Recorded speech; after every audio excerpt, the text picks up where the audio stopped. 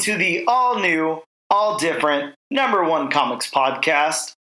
This is episode number 14. I'm Dan, and sitting directly across from me is Bob. Say hello, Bob. Hello, Bob. We are a comic book podcast where each and every week we break down a brand new first issue comic that came out this week. We also go over some comic book and related news, tell you what's new at comic book shops this and next week. And this week we're taking a deep dive into the all-new #1 comic from Dark Horse Comics, The Great British Bump Off, written by John Allison with art by Max Serra. That's right, it's The Great British Bump Off, not to be confused with The Great British Bake Off. We'll be right back after this quick break.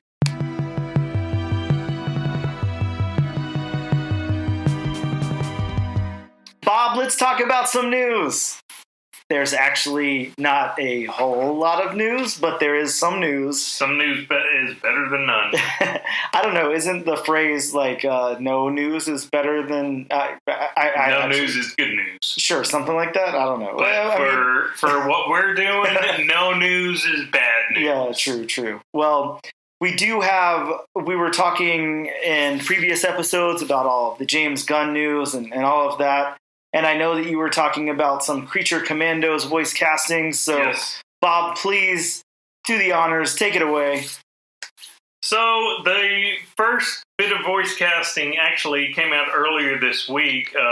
Frank Grillo, who played Crossbones in Captain America, is going to be Rick Flag Sr., which... unfortunately, now it's also come out from Frank Grillo himself that he was told that he'd have a bigger part to play in the MCU. Yep. And it turns out he didn't, which is a shame because I like the character and I like Frank Grillo. So...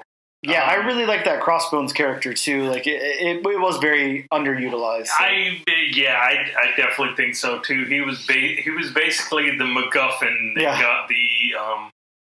got the Accord started. Yep, and that obviously, kind of I don't know, left a bad taste in his mouth from Marvel. So understood. It did, which I mean, just.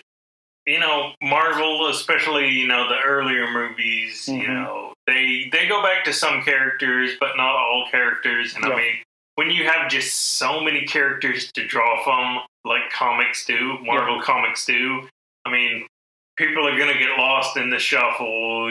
People aren't going to be utilized as much as they are, which, sadly, is a shame. You can't give everybody their due. The kind of problem is you can't view everything as kind of James Gunn did, like with the Suicide Squad, where you bring in this giant cast of characters and then kill them off and whatever, and have like a couple of core ones. Like everything can't operate that way, and I feel like maybe I think a lot of people see it as a benefit. I kind of see it as something I'm a little scared of, but I just feel like that's what I keep seeing from James Gunn. Just bring in this giant group of characters and.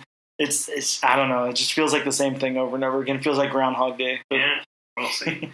But getting back to the casting. Sorry, we went off on a tangent there. That's what we're here for. Tangents and all. You have Maria Bakalova. That's a name. I was in Guardians of the Galaxy Volume. She's going to be in the Guardians of the Galaxy Volume 3. She'll provide the voice of. And bear with me here, Princess Ilyana Rostovich. Okay, so not Ilyana Rasputin, but Ilyana Rostovich instead. She'll probably die anyway. Yeah, well, I'm sure. I'm sure like at least 80% of these characters will die. You have Indira Varma from Obi-Wan Kenobi as the bride, which I'm guessing is the Bride of Frankenstein. Yeah, I'm pretty sure I would assume. Confirmed, yeah. You have Zoe Chow is playing Nina Mazursky, who I'm not familiar with. Nope. Alan Tudyk, which Alan Tudyk is always. Anytime you have him as a voice, it's going to be good. Yep. He's going to be playing actually the DC villain Dr. Phosphorus. Okay. Which, if you watched Batman Beyond and you're familiar with the villain Blight, he's basically a glowing radioactive villain.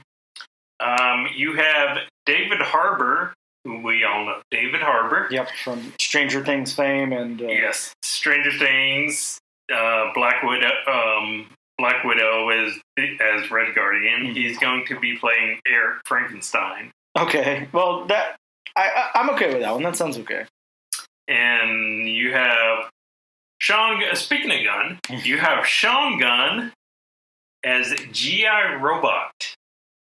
Yeah, and I don't know. Look, we all know who Sean Gunn is at this point. Of course, he shows up in all of James Gunn's stuff, and of course, he plays the super fun Kirk in the Gilmore Girls. So he's basically the new Andy Serkis, yeah, where he's always around, but you never know he's always around. Exactly. And then you have Steve Agee, who is reprising his Peacemaker role as John Economist. Okay. I haven't watched Peacemaker. I have not. We just discussed that. Neither of us have. So I have not either. Yeah. That's for somebody else. But and then I have another piece of news. But before that, we're gonna get to we're gonna break down a couple of trailers we have. Yeah, let's talk about some trailers. Please. I'll start with one, and then we'll let you go, and then we'll end on one. So we've got 3 trailers here. Let's talk about the Marvels trailer. This is going to be a hard one to talk about because so much happens in that trailer. But of course, we see that now Kamala Khan and Carol Danvers have that intertwined power going on. Super, super cool to me. I'm going to say to me a whole bunch because I think this looks badass. Like, this looks like one of the greatest trailers I've seen in a long time. And I'm hearing a lot of backlash online. People are hating the hell out of it. I know we have our internet trolls. They hate anything led by a woman. Everybody hates Captain Marvel. Everyone hated Captain Marvel. Whatever, I get it. If that's your thing. I personally thought Captain Marvel was one of the best Marvel movies in my opinion. And Miss Marvel was, it's so hard to say it was my favorite Disney Plus show, but it's definitely between that and WandaVision for me. I love that show so much. The thing, and don't get me wrong here, I really enjoyed Miss Marvel, but I mean, it was geared towards, I guess you could say, a younger audience without being, that cartoony for younger audiences. Yeah, well, I mean, Miss Marvel, all the books and everything, they're always kind of in that same wheelhouse. It's almost like I like to equate it to 60s, mid to late 60s, like Spider-Man. Like, that's how I feel. Like, it's like a high school kid going through high school kid things, dealing with family dynamics, dealing with best friends, dealing with crushes and stuff, like, and dealing with having these superpowers. Like, it reminds me so much of Spider-Man that it's just, I mean, she's a completely different character. She's nothing like Peter Parker, of course, but just what she goes through reminds me so much of Spider-Man. And I love it. Like, to me, this is just wonderful. It's done very, very well. I really like it a lot. So I don't know. I mean, there's a lot of stuff that happens in this trailer. Of course, the main thing being their powers are intertwined. So we see, that cliffhanger on the end of the Miss Marvel series that happened there with Carol Danvers and all of that. I am kind of interested to see, okay, what exactly happened. Yes. Because in the beginning of the trailer, you see Monica Rambeau touch that, glowing curtain of energy, I guess you would say. Yep. And then, she gets teleported. And then you see, Kamala Khan in her living room. And then all of a sudden you see, Carol Danvers pop out where Kamala was, and her family is just completely stunned. Well, it will be super interesting to find out exactly what's going on and how all this took place and everything. I don't even feel like there's anything. I don't know. If the movie is anything like the trailer, as long as it's not one of those trailers where they just took the greatest parts and that's all and everything else sucks, then this is going to be a huge win for me. I'm really going to like this a lot. It was a very fun trip. Yeah. Yeah, and what about we get the epic return of Goose here, and we get to see Goose come back, which is super awesome. I don't know. There's not much here that could make me upset with this trailer. I will say that was a funny part, just seeing, and I can't remember the actress' name, just seeing Kamala Khan, just stunned when Goose, who's a Flarkin, ingest whatever he's ingesting. She's just like, oh my god. Yeah, I'm sorry. To me, I highly, highly anticipated. I don't think anything could ruin this for me. I think that, I still haven't seen Ant-Man and Wasp: Quantumania. Again, I've heard, of course, we've all heard, different things about it. Whatever. A lot of people are saying it's one of the worst Marvel movies. To me, the trailer looked good. It looked like a lot of fun, but I mean, this is miles and miles and miles above that for me. The anticipation level is just so there. I'm so excited. So we don't spend too much time on me just saying how amazing this trailer looks. Let's talk about another one. There was a trailer for, and Bob, you're the Star Wars guy, so I'm going to try my best, Ahsoka. Yes. I said it right on the first try. I can't believe it.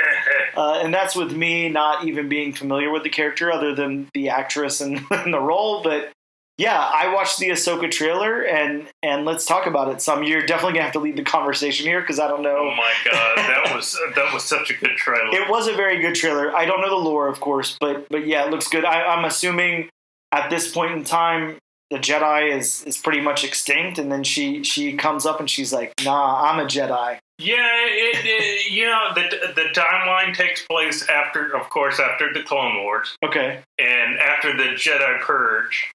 So, I mean, originally only like in the original movies we were told only like 2 or 3 Jedi had survived. Okay. Of course, over the years it's gotten a lot bigger with all these shows and books and stuff like that. Yeah, sure.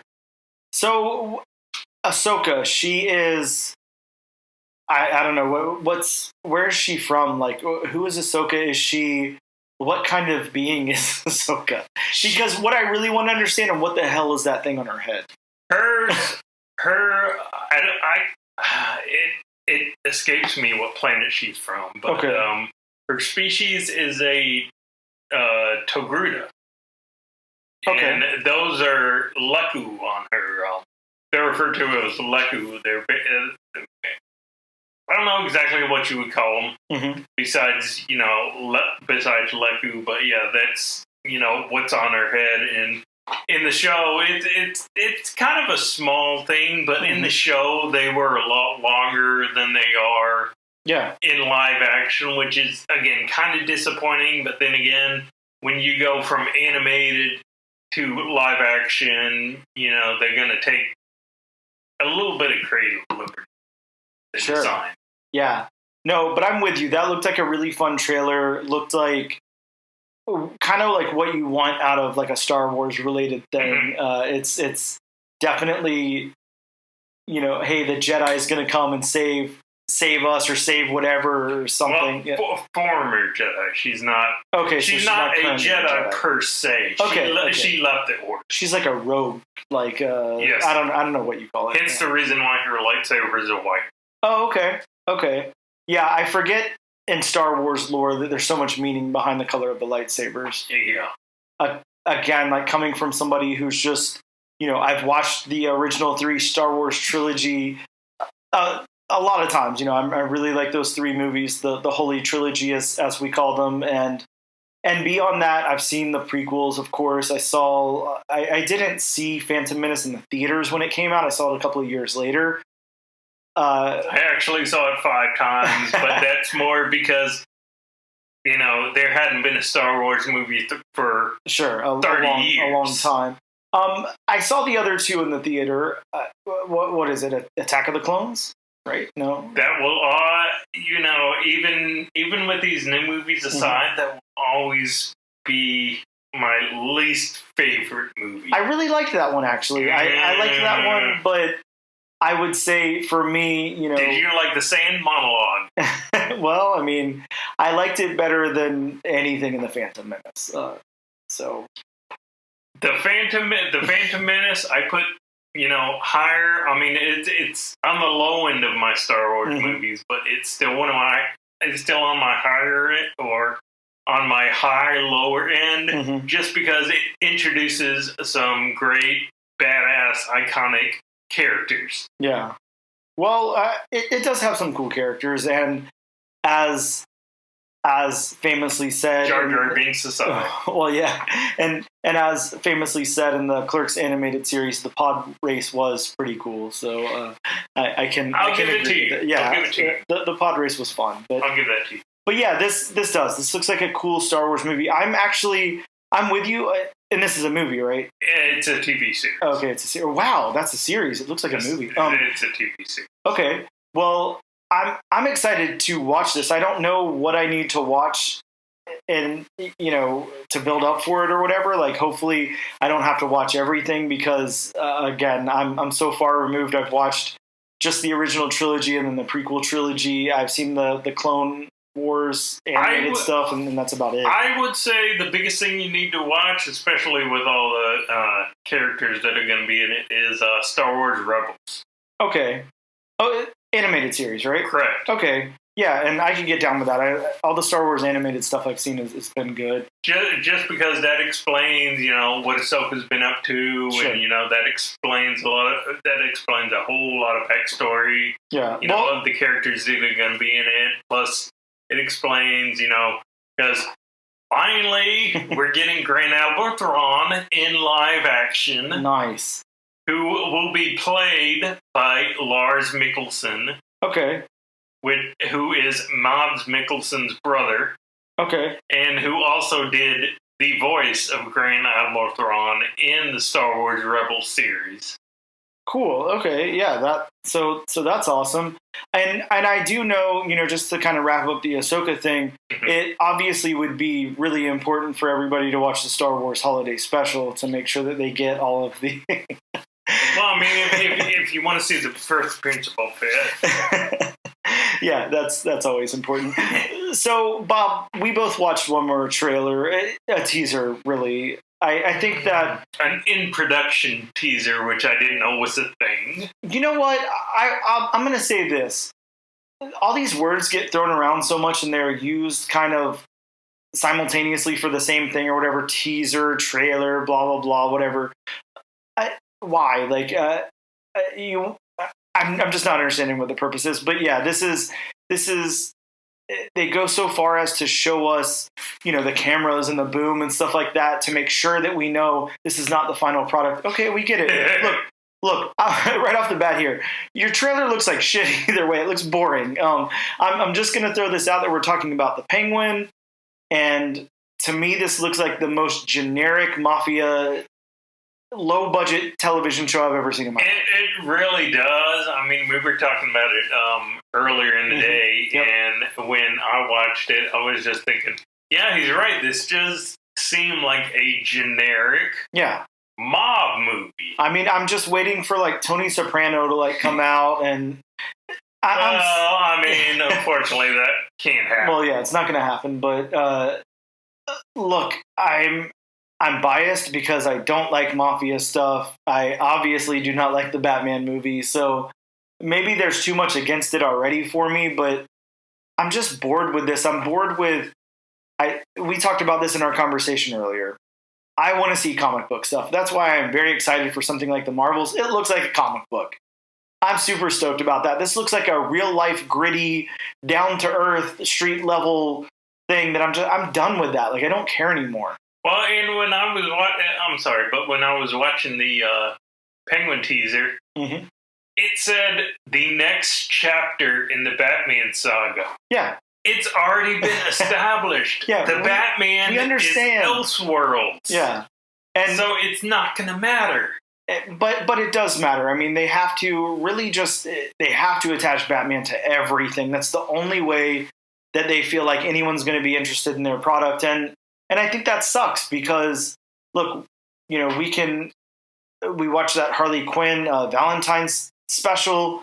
There was no mention of Batman. I mean, I'm sure Batman showed up like maybe in a frame somewhere or something. I don't remember, but like he did. He showed up a couple times. But everybody showed up, so it made sense. Like, it wasn't like a Batman thing. It's not marketed on Batman. It's marketed on Harley Quinn and Poison Ivy, and it made sense and all of that. Like, Wonder Woman, another great DC property. Swamp Thing, another great DC property. Like, there's why is everything Batman? Like, Marvel's moved on from Spider-Man. They don't have to include Spider-Man and everything. We talked last week or the week before about how all of those 90s books had the little the Spider-Man logo. Yeah, guest starring Spider-Man, on the cover of each book and everything, and they move past that. Like, we have other characters that are interesting and whatever, and DC does too. DC has a rich history of some really cool characters, and I'm sorry, Batman and Joker are just some of their characters. There's so many more, and there's so many more interesting characters. Would you be surprised at all if Robert Pattinson appeared in Penguin series?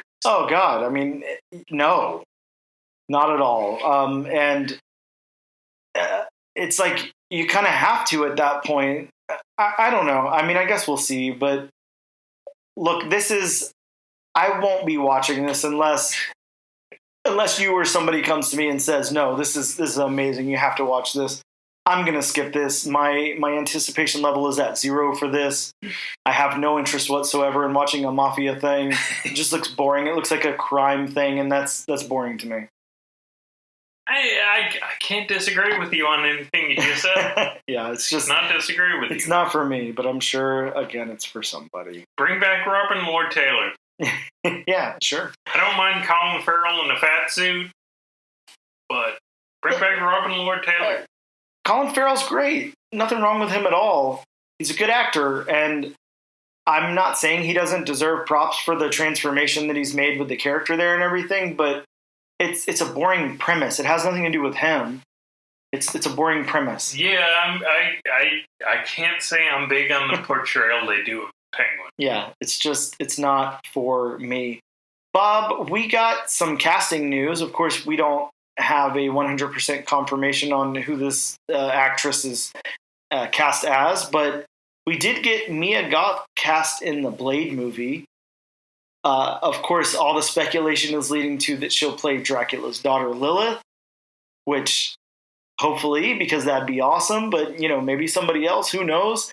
But I feel like that's a big get. We have a nice cast rounding out here, even with just the two. Say Blade's name for me, the actor that's playing Blade. Mahershala Ali. Yeah, I knew I would butcher that if I even tried. I believe so. Yeah, correct. Something like that. So him along with Mia Goth. I mean, that's. I'm really stoked about this now. This is going to be cool. I gotta say, it's to the point for me now where it's kind of like, just go ahead and make this movie. Well, what was the problem? The director or writer or somebody backed out, or writer-director? Yeah, the director backed out. Yeah. Yeah, this is, I don't know. I don't know who's directing at this point, or if that's even announced or whatever, but I don't think it's been announced. I mean, there's got to be somebody there at Marvel who could handle the hell out of this project. Definitely. I'm not sure if the script is written, if it's done, whatever, but yeah, I'm getting really excited for this with that casting news. The last thing, and this isn't really news, and of course we're, I don't know, maybe even pressed for time, but I'm going to do it anyways, just because I saw it on Reddit and I thought it would be fun. Bob, I read this kind of poll that somebody put up on Reddit, and everyone was really reacting to it. Everyone was throwing in their choices. So you have a Mount Rushmore of comic book villains. What 4 villains are you going to put on it? Now, are we talking a specific company? No, just go for it. Whoever you want. Oh man, yeah, that's hard. Yeah, this is gonna be hard. I'm gonna have to put, of course, Joker. Okay. I'm sorry. He definitely wouldn't get along with the other villains because it's the Joker. Yep. Then I'm probably gonna have to go with Lex Luthor. Okay. Just because, his plans have plans on plans. Well, yeah. So, he's always one step ahead of everybody. This is really hard. Yeah, it's not an easy question. That's why I thought it would be fun. I'm probably going to have to go with Magneto for my third. Okay.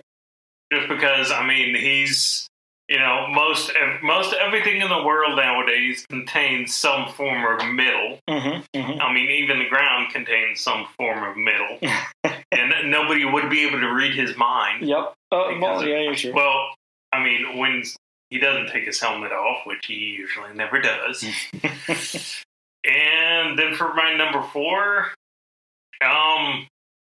personally, and this is a new one, and I know this is kind of a technical cop-out, but I'm going to have to do the Batman Who Laughs. Oh, wow. Okay. Just because you have the combination of, the Joker, mm-hmm. but, who has Batman's mind. Yep. So, I guess you could kind of call him the uber villain. Yeah. At least over at DC. Yeah, I like that. That's interesting. So mine's, probably weird too, but I definitely have to go Galactus. Galactus has to be on there for me. Oh, see, well, he'll be the only person on the map. Well, exactly. And then next up, I'm going to go with DC's Scarecrow. I love Scarecrow. Scarecrow is one of my favorite villains of all time. Just an amazing, amazing villain. Along with Carnage, because, man, again, huge Spider-Man fan. Carnage is just a great villain in his own. And then I'm torn because it's like I either want Mephisto or Mr. Freeze on there, and it's a toss-up. So I think just for the sake of argument, I'm going to go with Mr. Freeze because he's pretty iconic at the very least from, the Batman animated series. When I was a kid, that was a big deal for me, really loving that character. Then, of course, Arnold Schwarzenegger's portrayal of him. Nice to see you. No joke. I love that character. He was so much fun. But yeah, the puns. You just remind me of so many ice puns. Oh man, the ice puns are the best part of that movie. So yeah, those are my choices. Bob, we're going to take a quick break, and when we return, we're going to talk about some new books that dropped at comic book shops this week.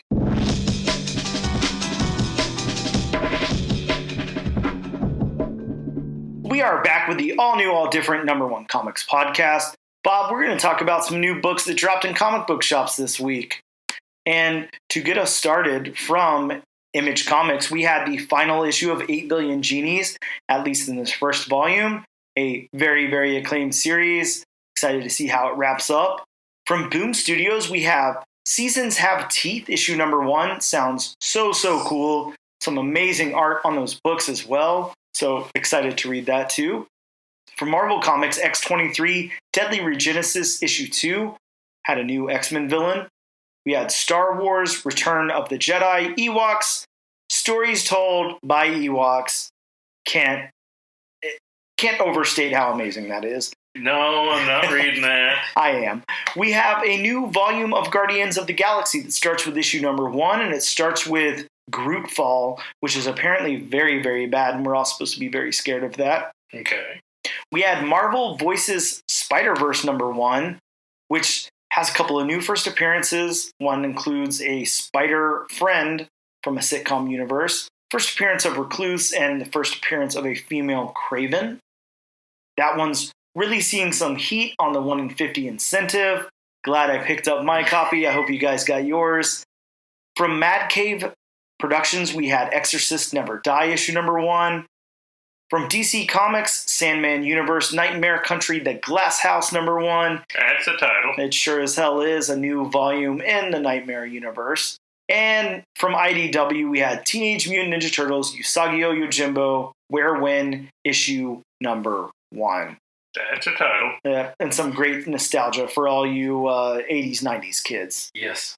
We'll be right back with our discussion of the Great British Bump Off. Welcome back, all new, all different nation. We read a new #1 this week from Dark Horse Comics, The Great British Bump Off, issue #1. I'm going to go over a quick synopsis from Dark Horse's site. This is this is described as an Agatha Christie-style murder mystery set in the world of English competitive baking from Giant Days. John Allison and Max Sarin is the name I'm going to go with. The pronunciation I'm going to go with, rather. When she enters her country's most beloved baking competition, Shauna Weckle's goal is to delight the judges, charm the nation, and make a few friends along the way. But when a fellow contestant is poisoned, it falls to her to apprehend the culprit while avoiding premature elimination from the UK bakery tent and being the poisoner's next victim. Oh man, I'm stumbling all over the place, but that's okay. Let's talk about these creators really quick. We had John Allison, again, who did Giant Days. He was the writer on that.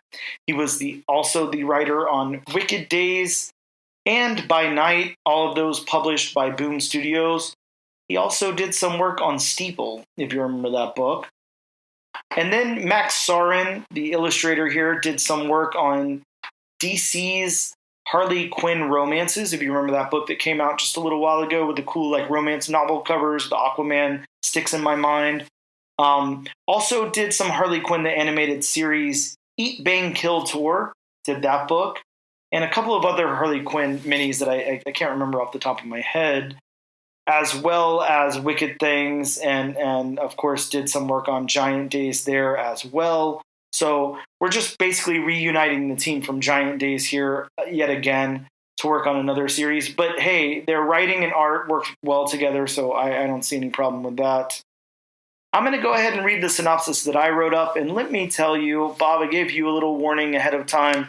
This is a long synopsis. This is probably one of the longest that I've written, so I'm going to try to get through this, but we all know how well I stumble. So I'm interested to hear this synopsis. Yeah. Well, I may have gone too in-depth, but we'll see here. So the book opens with a photographer setting up a shot of the contestants of a British reality baking show. Then we meet our first few. We have Shauna, the cutesy blonde student, Sanel, the yoga instructor, and Jill, the retired midwife.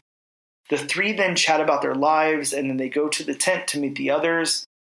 We have Neil, the meteorologist, and Brandy, the pharmacist, who are in a fight as Neil is using all of the bowls, oven, and pans, leaving all the others without any. This leaves, and this name, wow, I'll never even come close to getting it, Francois? I don't know. I'll go with that. Just know that that's the name of a character, Francois, I guess.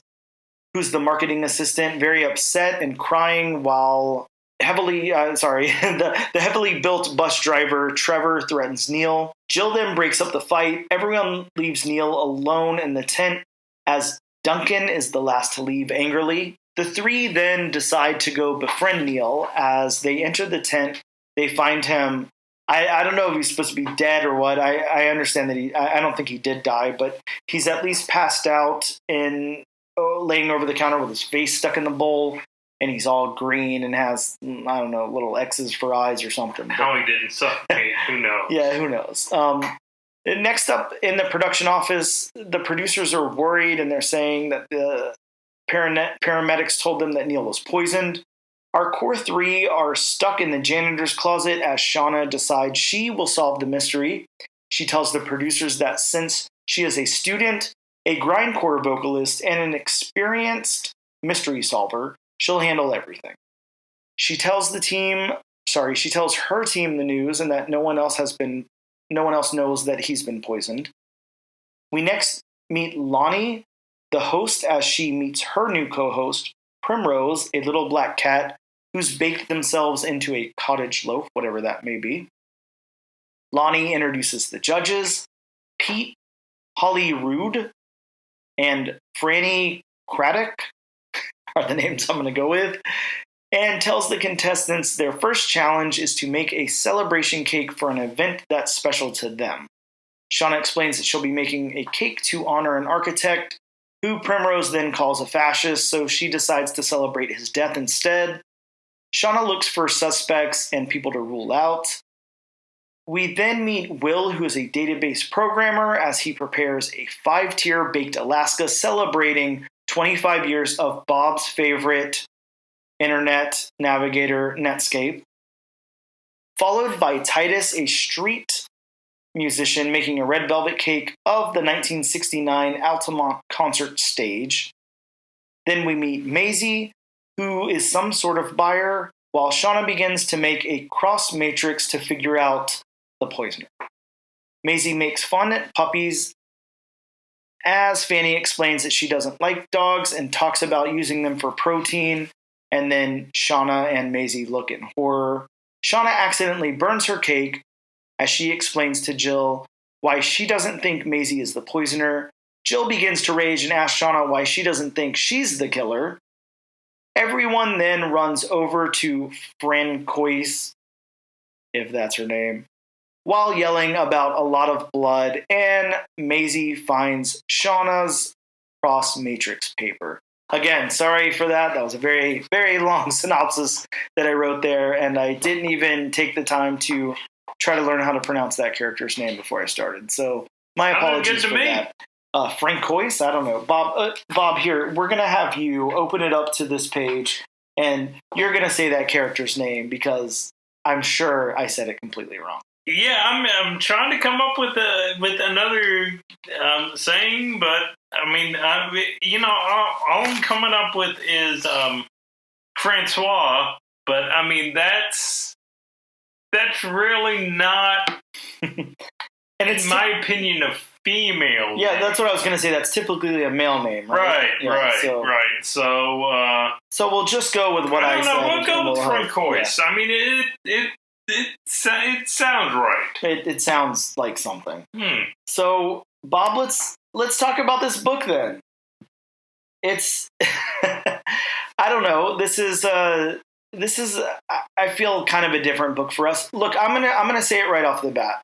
I did not enjoy this book. This is an enjoyable book, and there's aspects of it that I really like a lot. Right. And we're going to break all that down. Mm-hmm. But I would say, just kind of like Giant Days, this is not a kid's book, but I feel like it's aimed at an audience younger than us, is what I'm going to say. I really can't disagree with you on that. Mm-hmm. But then again, I mean, it is a murder mystery. Yes, so exactly. I don't know how geared towards a younger audience it is. Maybe it's... okay, well, let me say this then. I don't know if you remember a time in the early 2000s where we had a lot of indie books that were very popular. We had I Kill Giants. We had, things like that, whatever. Mm-hmm. There was a lot of stuff coming out that kind of fit the same criteria. It had like a real indie look. It was real kind of kitschy in a way, if that makes any sense. A little cutesy, a little contrasting to what they were talking about in the dialogue and stuff. I don't know. It just feels a little bit different. It's definitely different than what we're used to, which is a good thing because, that's, I feel like, at least for me, that's kind of what I like. I like to challenge myself. I like to pick up things that I don't normally read and read them and all of that and whatever. But I'm just going to say right off the bat, this is not anything like a superhero book. It's not at all. It's not even really close to something like from the same publisher, like Where Monsters Lie, or any of the Hellboy stuff or anything like that. This is in a different. Like, I expect something like this from Image, I would say, maybe, or Boom. Definitely something like this from Boom. Not Dark Horse though. No, it seems a little bit different for a Dark Horse book, especially from the first one we read. Yes, absolutely. This is much different. But it has a tone, and I do like a lot of aspects of this, and of course we're going to get into it. So let's just... The way I explain this to somebody I work with is the Great British Baking Show meets Murder on the Orient Express, which definitely. I did not know, but... When I said that, I was going to change my answer, but then he's like, oh no, Agatha Christie wrote the murder wrote murder on their Orient Express, so it makes sense. That's very appropriate. Yeah, and I mean, which I had no idea. Yeah, of course, we read the synopsis from Dark Horse, and that's how they, presented it as well. So I think you're right for saying that. So how about let's get into the story beats here. I'll take it from the start. I think that I really like what happened in the scripting. Maybe not scripting. I like what happened in the overall of this book, probably the process of writing it. I like the story that they're going with. I think the story beats presented in this comic is very cluttered. There's a lot going on, and we're introduced to so many characters, and I get that we need to be introduced to this many characters because it is a baking elimination show, and of course there's murders happening at the same time, so we need a good amount of cast to eliminate in more ways than one. They need to be eliminated from the show. People need to be killed. It makes sense to introduce a lot of characters. I think that it's a little hard to stay focused on the beats, though, whenever we're introduced to so many, because really what's happening here is we are laying the groundwork for this being a British baking reality show, and our only real beats other than introducing characters are that these characters are getting to meet one another, and someone is killed, and then they have to start on their challenge, and then someone else is killed. Maybe not killed. Killed's not the right word because I don't think they died, but poisoned. So if you look at it like that, there's not much here. Like it works pretty well, like in that regard. But then the introduction of all the characters and what they do and everything is just kind of a lot. See, and again, in my opinion, the introduction of all the characters, happens, for me, I guess you would say, more towards the second part of the book. Yeah. Mm-hmm. And as far as the story beats, like, at first, it opens up, we only focus on those three characters, mm-hmm. and then we get, that one page showing, okay, there's all these other characters. Yep. Mm-hmm. But, this being a murder mystery, it doesn't get, the murder doesn't get drugged down by, all this exposition and dialogue mm-hmm. after, we meet these characters. Definitely. So, for me, the story beats, in the first half of the book actually work, mm-hmm. but then, with all the introduction of the characters, the story beats kind of get drugged down a little bit. Sure. I think my problem with it is, and again, it's not a huge problem. This does work for me, but the issue with it is, I've explained on here multiple times. I've explained to you multiple times that I read these books multiple times. I don't like to form an opinion on just reading something once, really, mm-hmm. or whatever. And then, of course, to write my synopsis, I need to read it again. So usually 2 or 3 times for each one of these mm-hmm. books, which I prefer. Now, I think that just how long it took me to write that synopsis is what my problem is. I think that it being integral to telling the story, for me to sit here and have to introduce each and every character in a different way was just a little much. And maybe that's just my bias of writing the synopsis out because of, you read Dark Horse's synopsis of the book and it's summed up pretty well. I don't think it's a great reflection of what's actually in here, but I think that if you were just able to say, here's our 3 core characters, and obviously there's these other side characters, but they're not too important just yet. They're just kind of there. They're not named, whatever. And obviously what happened is we have our little group, and then throughout these, however many issues this is going to be, 4 or 5 issues or whatever, 6 maybe we're slowly introduced to more teams and more emphasis is put on them, but we have our core group and we get to know them better. And then we obviously have Shauna solving the poison mystery here. I think for me, that would have made a little bit more sense. Just in my opinion, again, I can be wrong. Absolutely. That's just my opinion. So let's talk about the narrative then. I think this is going to be one of those instances where the beats in the narrative are almost going to kind of go along here together. But the narrative of this story, if we eliminate, the introduction of all the characters, I think I kind of said it at the top. It's that the narrative here is there's these contestants on a baking show, and one of them ends up poisoned, and we get to know characters along the way, and we get to know our main character, and she's the one who's going to solve who the poisoner is. See, and as far as the narrative, I mean, it's a whodunit. Yeah, and it works very well. Yeah, it does what it's supposed to do. The narrative works good. It introduces a bunch of characters. Mm-hmm. It has, one character who I'm assuming there's going to be more than one, character mm-hmm. who gets, bumped off. Well, of course, we see at the end there's one too. So yeah, of course, and I mean it's all this. Okay, who could have done it? Yeah. And then as we think we know who could have done it, it turns out it's not that person because they got bumped off. Yep. Yeah. So the narrative, once you take the narrative and strip away kind of the beats there, I think that, the narrative does a perfect job. Yeah, the narrative works really well here. Mm-hmm. And I think the reason that it works so well, the reason that I'm kind of impressed with it, is they were able to take the narrative of the baking competition and interweave that for lack of a better term, murder mystery. I understand that character is not murdered, probably, but they took those and interwove them, and it works very well. It worked out very good, and I applaud them for that. Mm-hmm. So the dialogue, then let's get into the dialogue.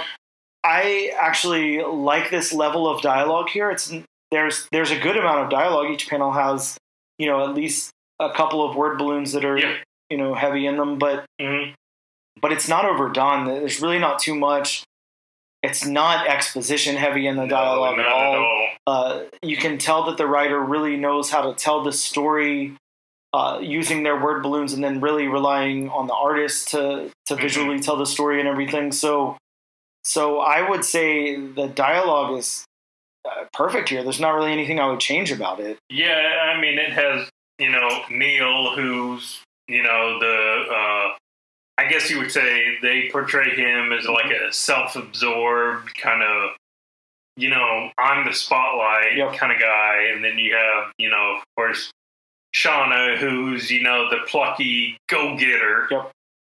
I mean, you have, and his name escapes me, the television producer, who's, just worried about their bottom line, and what's this going to do, for ratings and all that kind of stuff. And what's then you have for the show, my future, and then you have the character, Maisie, who just seems, I don't know, just kind of like a Wednesday Addams type character. So And we have the dialogue fits everybody here. I really like how, I can't remember the judge's name now. Is it Fanny? No. What's the host that has the cat? Whatever her name is, I can't remember her name. Yeah. Lonnie.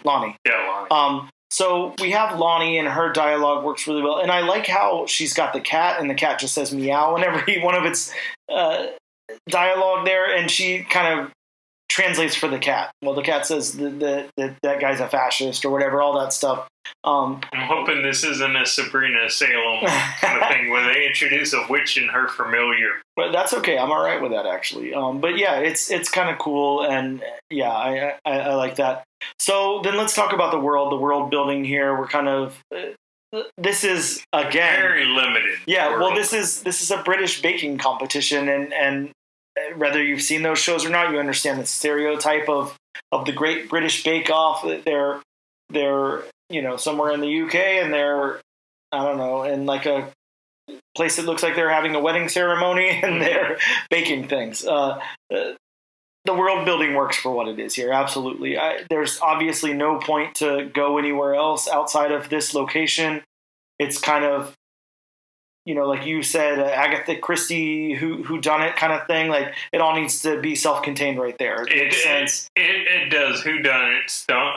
You don't need any globe trotting. Yeah, you don't need like an entire city. No, yeah, it's got to be focused. Yes. So yeah, that really works. So I think as far as story goes, I'm gonna give it to John Allison here. I think that I personally I thought the beats, like I thought it was a little heavy in the beats, introducing all those characters, but everything else works very, very well.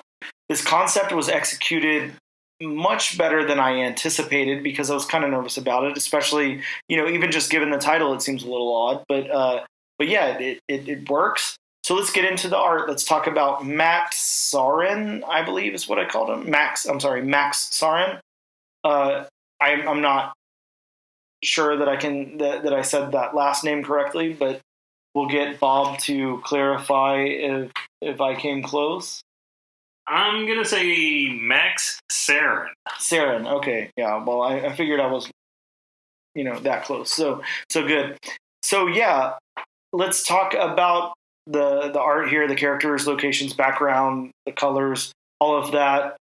And again, I'm going to go off the top by saying this. I really, really enjoy the art of this book. It gives me that kind of indie feel, that stuff that happens over at like Boom and even the Boom box stuff, like kind of the kiddie stuff over at Boom.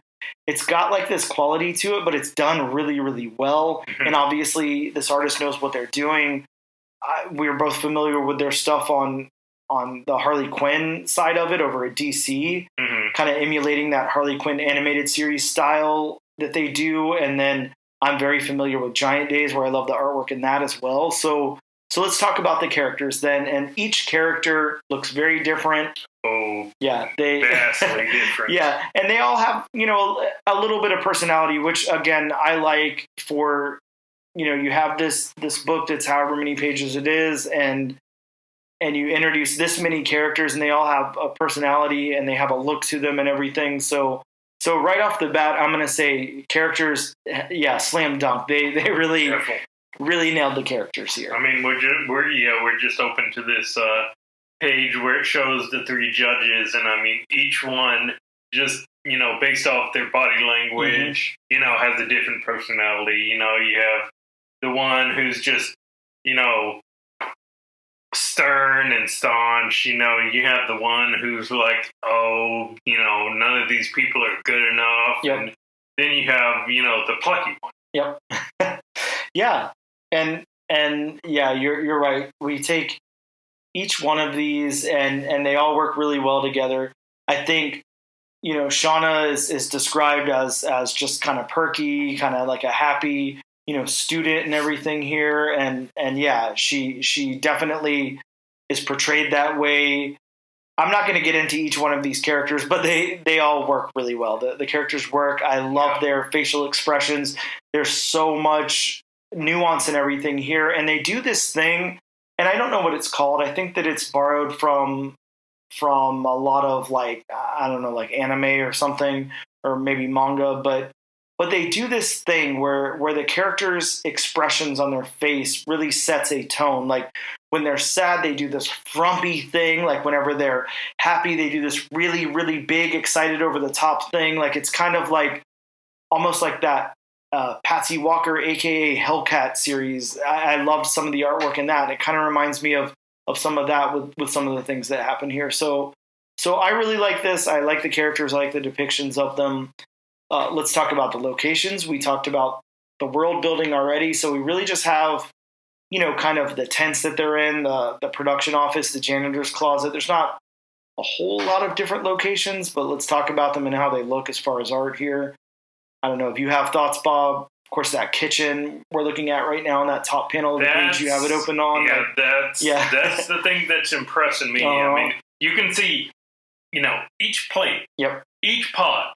I mean, they almost go as far as to have on, each spice or, each bag or anything like that. I mean, you could almost, see what each one is labeled, like having a label for flour, having a label for Rosemary or something like that. Yeah, exactly. I like it a lot. Again, just looking at this single panel right here, so much going on and it works. And the focal point is still the characters. And really, you have Lonnie turned around. You have Shauna front faced and there's so much expression on her face there. Mm-hmm. But then you look at that background and there's so much more to look at. There's so much more to dig into. You even have those kind of, I'm not sure what you call those party flags that are up there, but they're multicolored. Each one has definition to it. And you've got the mixing bowl. It's this nice green color on the mixer, the stainless steel around the mixing bowl. And yeah, everything looks very, very good in the locations here. The same level of details given to when the characters are in the janitor's closet. Mm-hmm. You see the broom and the mop and all that kind of stuff, all the cleaning supplies. So yeah, I think the locations nailed that. The backgrounds, you can't really separate the two here. Yeah, you can't really say anything negative about the backgrounds. Yeah, the backgrounds really work. This artist, this is one of those comics where the backgrounds are definitely finished. Yes, absolutely. There's no unfinished backgrounds here. This is all little works of art. I think that we talked about this a lot whenever we talked to Tyler Crook, and I was talking about his Lonesome Hunter series, and I was telling him that I felt like each piece was something that I wanted to hang up in my room. I kind of feel the same here. You even have those backgrounds that we talked about before when we talked about the Harley Quinn book, and there's some just solid color backgrounds or whatever, but they work for the context that they're in. They really work. Mm-hmm. And then the ones that are more focused on what's going on in the background, it just works very, very well. This is some really nice art. This artist does an outstanding, really impressive job with what they're, the story that they're telling visually here. So yeah, you can't say anything bad about the backgrounds here. See, and I can't even necessarily say that this was one of those books that, the backgrounds needed to be, so perfect because, again, a murder mystery, you want it focused on the characters. Sure, yeah. So, I mean, it didn't necessarily need to be this detailed, but that's just such a big plus. Yeah, and that's one of the aspects of this book that I'm going to go ahead and say that, maybe some people are turned off by the title of this book or something like that, or what they may think that this book is about. Mm-hmm. Maybe they don't really understand what it's about or whatever. You're really missing out if you don't crack this open and look at the artwork inside. Like, seriously, it is very, very impressive artwork. So then the last thing I want to talk about is the colors. And again, I haven't done my due diligence like I never do and see if there's a separate colorist, and there is. It's Sammy Boraz. I'm gonna say that's the name. If you want to read that, that's the second or the third name listed there. I'm gonna say Boraz. Okay, so maybe I'm getting better at reading as time goes on. That's good. I mean, there's not much to say here. This colorist works very well with the artist. Yes, it looks wonderful. The colors definitely pop. I mean, yeah, they pop, and the tones work very, very well. Like you said, the shiny green mixer, the stainless steel bowl. Yep. I mean, there's not a whole lot to say. Yeah, and they really color our characters well, especially giving them all individuality and the expression that they need, like with the color, their hair, their skin tones, all of that. It's done very, very well. So altogether, a really good creative team here, a really good team of artists. This is done really well. I'm actually super, super surprised about this. So I think, based on that, you kind of already know what I'm going to say. But Bob, are you going to continue to issue number 2? Oh, no doubt. I'm,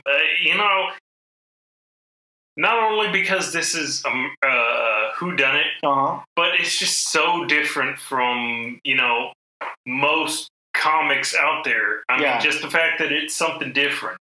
You know what? And I'm going to say this. I will continue on to issue number 2 as well. And I think one of the reasons is this is like fun to read. It is. Sometimes, it really is. Yeah, sometimes it's a chore to read a book. Sometimes it's just that you want to know what's going to happen throughout the series. Sometimes, you're like, well, it'll pick up. Sometimes whatever. There's different reasons to continue with a series, but this is just fun to read. Yeah, like I told you before we started recording this podcast, I read this in my car before I came over here. While you were driving. No, while I was driving. I did not do Peter Griffin from Family Guy. Well, I did not do that. Good. I hope not. But no, this was one of those. I've had comics before where I've been reading them at home. We all have. Where it just feels like it should take 15 minutes at max, but it just feels like it takes like half an hour. Yeah. This one, it did not feel like that. It felt like, oh my God, that was only 15 minutes? Yeah, I agree with you. It was a quick read, and it was enjoyable the entire time, and it's just enjoyable to read this. I talked about that Patsy Walker, a.k.a. Hellcat book a little while ago. I felt the same way about that book. It was just enjoyable for me to read. Now, I'm not even going to try to pretend like, most of the population of comic book readers agree with me on that. I think that, a lot of people didn't love that series, but I really did. I thought it was amazing, and it was a really fun read, and I wanted to know each issue, what was going to happen next, and all of that, and this definitely scratches all the same itches that did. It's just the same scratch. I don't know how you say that term, but yeah, I really like this a lot. It was super enjoyable, and I will also continue on to issue number 2. So that is 2. Absolutely will continue on to issue number 2s from Dark Horse's The Great British Bump Off. And again, I can't say that I expected that when we first announced we were going to do this book that was going to be the case. So I'm super happy about that. Shout out to John Allison, Max Sarin, Sammy Boras, and Jim Campbell because they really kind of knocked it out of the park here. I had one little problem, and the rest of that was very good. So with that being said, we'll be back after this quick break. Bob, we are back to talk about some new books that are coming out next week in your local comic book shop. Yes. Bob, do it. And again, like I always say, the disclaimer. This list is scheduled to change depending on the distributor. Sure. From Archie Comics, we have Chilling Adventures presents The Cult of That Wilkin Boy. That's a title. From Blaze, we have Mighty Barbarians #1. From Dark Horse, we have All 8 Eyes #1. I can't lie, I'm excited about that one. If we didn't just do a Dark Horse book, I would be up on that. From Image, we have Terror War #1. Looks like a lot of fun, at least. From Marvel Comics, we have Warlock Rebirth #1. First appearance of a new character. Who, Eve Warlock? An enemy from Adam's past described as the next step in evolution? We have Flash 797. So the 1 minute war is over, and now we have another Flash book that is on Key Collector. Very interesting. Yes. From DC, Free Comic Book Day, Dawn of DC's #1 special. Interesting that we have a Free Comic Book Day title in the middle of not Free Comic Book Day. It really is that. It really is weird. That makes no sense. But yeah. Okay. Whatever. From Marvel again, we have Captain America Unforgiven #1. Yes, part of the crossover trilogy with X-Men Unforgiven and Amazing Spider-Man Unforgiven. I have not read any of the Unforgiven. Is it good? Come on, you don't like vampires, Bob? Yeah. Give it a shot. Eventually. Yeah, it's great. And this makes me excited. We have, it looks like we have one final issue from the Jason Aaron Avengers run from the last 5 years. Yeah. Avengers Assemble Omega #1, which I will be getting. Absolutely. Bob, you're going to be getting that Alex Ross 1 in 100 timeless variant. I'm not going to lie, that actually looks pretty good. Yeah, I mean, granted, it's just, it's just a face of Galactus, but it's just like Galactus is staring into your soul. Yeah, it is. It's kind of, I can't really look directly at it. From DC, we have Superboy, the Man of Tomorrow, #1. Yes. Excited about that because Superman has been so good, so hopefully this is awesome too. Yes.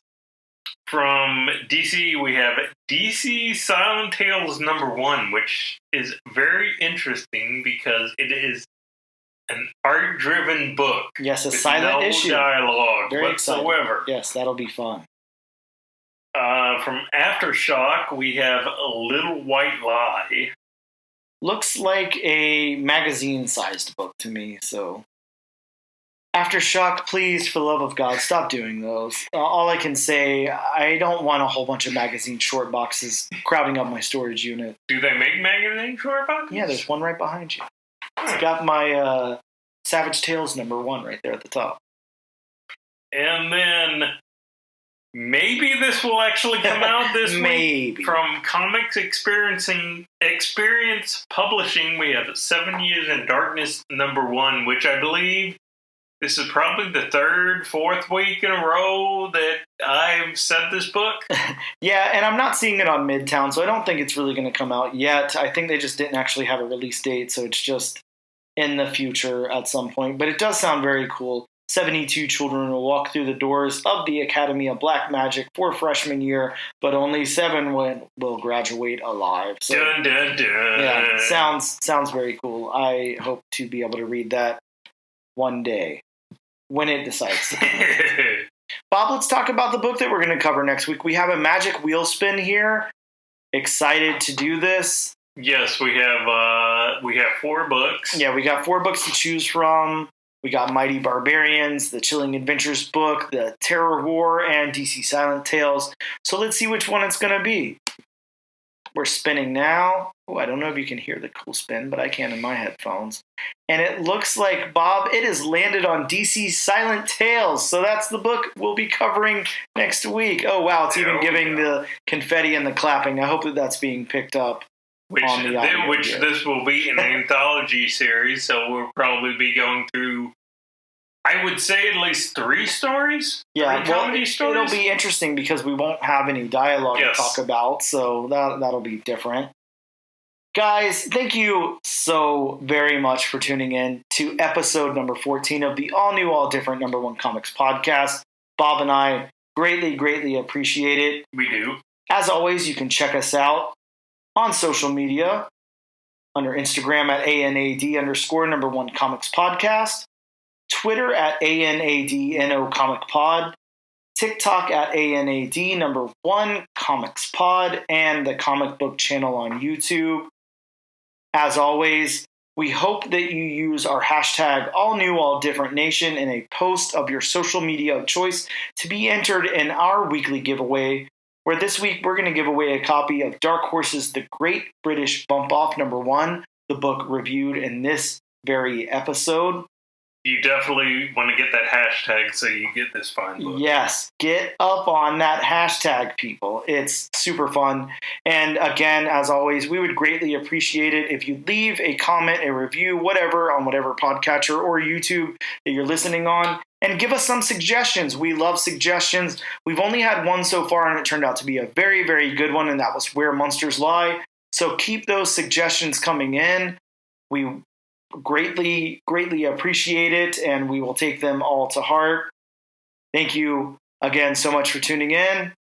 Bob, tell them we'll see them next time. We'll see you next time. Out.